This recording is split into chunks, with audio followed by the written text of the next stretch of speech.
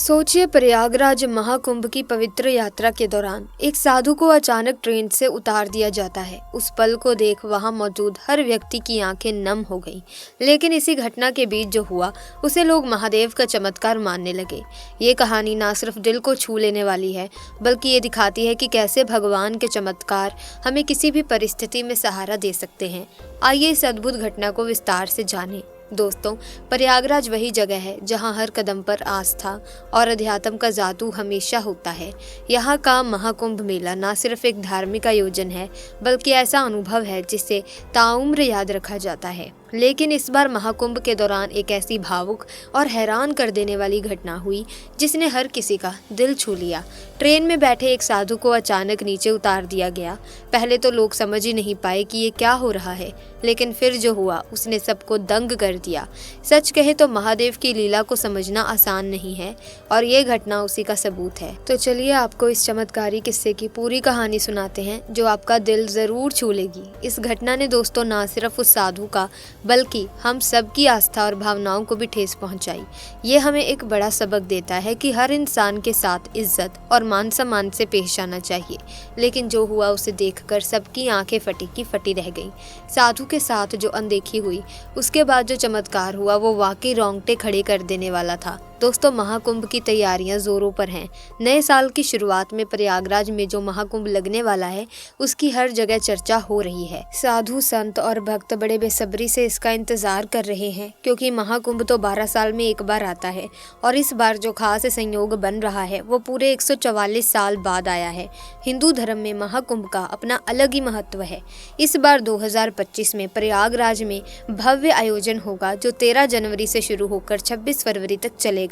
पूरे 45 दिनों तक चलने वाले इस महाकुंभ में देश भर से साधु, संत और भक्त उमड़ने वाले हैं, यानी कि आने वाले हैं।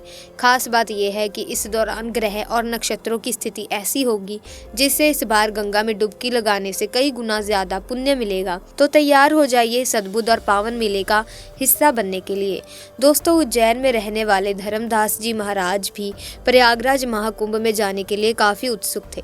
उन्होंने अपनी जिंदगी में कई कुंभ मेले देखे। केवल 10 वर्ष की उम्र में उन्होंने अपना घर छोड़ दिया था और भगवान की भक्ति को ही अपना सब कुछ मानकर भिक्षा पाकर अपना जीवन जीते थे। कई लोगों ने उनके चमत्कारों को महसूस किया। एक बार उन्होंने बिना माचिस के ही दिए जला दिए थे, और साथ ही धर्मदास जी महाराज अपने भक्तों से मात्र 20 रुपए लिया करते थे, और उसका भी इस्तेमाल गरीब बच्चों की पढ़ाई में और लोगों की भलाई में किया करते थे। ऐसे दिव्य संत को सब लोग उज्जैन आकर प्रणाम करते थे। लेकिन जब बारी आई प्रयागराज महाकुंभ जाने की, तो उन्हें 1 महीने पहले ही तैयारी करनी थी। वे पैदल यात्रा करना चाहते थे, लेकिन उम्र दराज होने के कारण उनसे इतना चल पाना संभव नहीं हो रहा था, जिस वजह से उन्होंने ट्रेन के माध्यम से प्रयागराज जाने की योजना बनाई। उज्जैन से सीधा प्रयागराज शिप्रा एक्सप्रेस रात्रि 8 बजे चलती है, जिसमें वे टिकट लिए बिना ही चढ़ गए और ट्रेन रवाना हो गई। लेकिन उन्हें इस बात का अंदाजा नहीं था कि उनके टिकट ना लेने की वजह से उनका बहुत बड़ा अपमान होने वाला है। धर्मदास जी महाराज ट्रेन के ऊपर की बर्थ पर जगह देखकर अपना कंबल ओढ़कर सो गए थे। लेकिन सुबह 8 बजे दमोह स्टेशन आने पर अचानक टीसी सबके टिकट देखने आ गया। एक एक करके सभी लोग अपना टिकट उसे दिखा रहे थे। तभी उसने धर्मदास जी महाराज से कहा कि मुझे आपका टिकट बताइए। तब उन्होंने कहा कि मेरे पास कोई टिकट नहीं है, साधु तो चलता भला, मेरे पास राम नाम के अलावा कोई और पूंजी नहीं है, मुझे तो बस महाकुंभ में शामिल होने जाना है। तुम मुझे तीर्थ यात्रा के लिए सहयोग प्रदान करो, भगवान तुम्हें आशीर्वाद देंगे। लेकिन वो टीसी मुस्लिम धर्म से था और वो अपने धर्म का कट्टर था। साधु महाराज के पास टिकट नहीं होने पर उसने उन्हें जलील करना शुरू कर दिया, उन्हें अपमानित करना शुरू कर दिया। उसका कहना था कि चले आते हैं फ्री में यात्रा करने, अगर टिकट के पैसे नहीं हैं तो पैदल प्रयागराज जाओ। उन्होंने साधु महाराज का हाथ पकड़कर ऊपर की बर्थ से नीचे उतार दिया। तुरंत ट्रेन को रोका गया और दमोह स्टेशन पर ही साधु महाराज का अपमान करके उन्हें ट्रेन से नीचे उतार दिया गया। उस समय ट्रेन का स्टॉप बना हुआ था। ट्रेन 15 मिनट वहां पर रुकने वाली थी, लेकिन उस मुस्लिम टीसी को इस बात का बिल्कुल अंदाजा नहीं था कि धर्मदास जी महाराज काफी चमत्कारिक साधु हैं। अब जो होने वाला था, उस घटना से पूरा दमोह शहर ही कांप गया, क्योंकि 15 मिनट के स्टॉप के बाद जब उन्हें ट्रेन को शुरू करना चाहा तो ट्रेन आगे बढ़ने को तैयार ही नहीं हुई। मानो ऐसा लग रहा था कि ट्रेन एक ही जगह पर जम गई हो। वे साधु महाराज सामने ही टेबल पर ध्यान अवस्था में बैठ गए थे। ऐसा लग रहा था मानो ट्रेन का इंजन खराब हो गया है। आधे से 1 घंटा हो चुका था, लेकिन ट्रेन आगे नहीं बढ़ पा रही थी। ट्रेन के पहिए आगे बढ़ने का नाम ही नहीं ले रहे थे। कुछ मैकेनिकल इंजीनियर को बुलाया गया और ट्रेन के इंजन को चेक कराया गया, लेकिन इसी बीच खतरा बढ़ता जा रहा था, क्योंकि आगे पीछे से ट्रेन आने की संभावना थी। लेकिन किसी तरह व्यवस्था संभाली गई और ट्रेन के इंजन को सही करने का प्रयास किया गया। लेकिन जब इंजीनियरों ने ट्रेन को चेक किया तो पाया कि ट्रेन तो एकदम सही है, लेकिन सवाल ये उठ रहा था कि आखिर वो आगे क्यों नहीं बढ़ रही थी। सब लोग बेहद परेशान हो चुके थे, लेकिन किसी को भी ट्रेन के रुकने का कोई कारण समझ नहीं आ रहा था। रेलवे कर्मियों को लग रहा था कि शायद इस इंजन में कोई समस्या आ गई है, इसीलिए उन्होंने ट्रेन के इंजन को बदलकर दूसरा चालू इंजन लगाना चाहा, लेकिन उस इंजन ने भी काम करना बंद कर दिया, जबकि वो एकदम सही सलामत चलकर यहाँ तक आया था। अब किसी को भी ये समझ नहीं आ रहा था कि चमत्कार आखिर कैसे हो रहा है। आखिर ट्रेन आगे क्यों नहीं बढ़ना चाह रही थी। वो मुस्लिम धर्म का टीसी भी बहुत परेशान हो चुका था। उसके भी समझ नहीं आ रहा था कि आखिर ये सब क्या हो रहा है। तभी उज्जैन में रहने वाले एक शख्स ने उस टीसी को समझाते हुए कहा कि जिन बाबा को तुमने ट्रेन से उतारा है वो कोई और नहीं बल्कि चमत्कारी धर्मदास जी महाराज हैं, और उन्होंने बचपन से लेकर आज तक कई चमत्कार किए हैं। तुमने उनका बहुत अपमान किया था, उन्हें बहुत जलील किया और धक्के मारकर उन्हें ट्रेन से नीचे उतार दिया। ये बहुत बड़ा पाप है और इसी पाप का सिला तुम्हें इस रूप में मिल रहा है जहाँ पर हमारी ट्रेन आगे नहीं बढ़ पा रही है। तुम ध्यान से देखोगे तो अभी भी वो सामने कुर्सी पर ध्यान अवस्था में बैठे हुए हैं, क्योंकि वो जानते हैं कि ये ट्रेन उन्हें लिए बिना आगे नहीं बढ़ेगी। वे चाहते तो यहाँ से जा भी सकते थे, लेकिन वे भविष्य जानते हैं। वे काफ़ी चमत्कारिक बाबा हैं, तुम्हें इस तरह से उनका अपमान नहीं करना चाहिए था। इसके बाद उस मुस्लिम टीसी को अपनी गलती का एहसास हुआ और उसने सामने बैठे धर्मदास जी महाराज के पैरों में गिरकर उनसे माफ़ी मांगी। उसका कहना था कि बाबा मुझसे बहुत बड़ी भूल हो गई है, गलती हो गई है। पद और प्रतिष्ठा के अभिमान में मैं इंसानियत को भूल गया।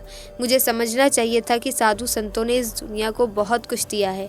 आज जब वो हमसे कुछ मांग रहे थे तो ये हमारी जवाबदारी बनती थी कि हम उन्हें तीर्थ यात्रा के लिए सपोर्ट करें।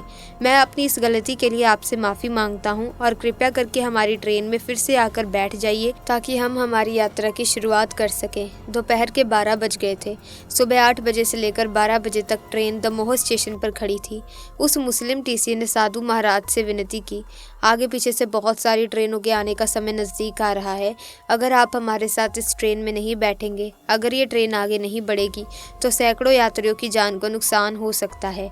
धर्मदास जी महाराज आज अपने भक्तों से बड़ा प्रेम करते थे और हर भक्त में भगवान का स्वरूप देखते थे। वे किसी भी यात्री की जान को हानि नहीं पहुंचाना चाहते थे, लेकिन उन्होंने ट्रेन में चढ़ने से पहले टीसी के सामने एक शर्त रखी।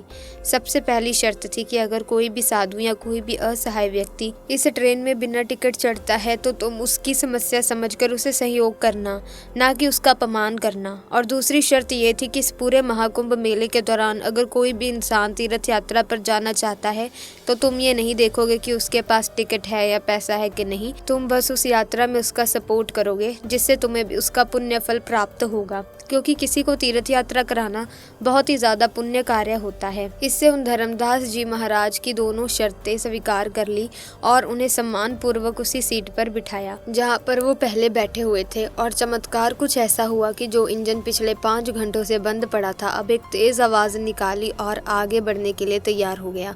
जैसे ही लोको पायलट ने ट्रेन को आगे बढ़ाना चाहा, इस बार ट्रेन के पहिए आगे बढ़ने लगे, मानो धर्मदास जी के आदेश पर सब कुछ हो रहा था।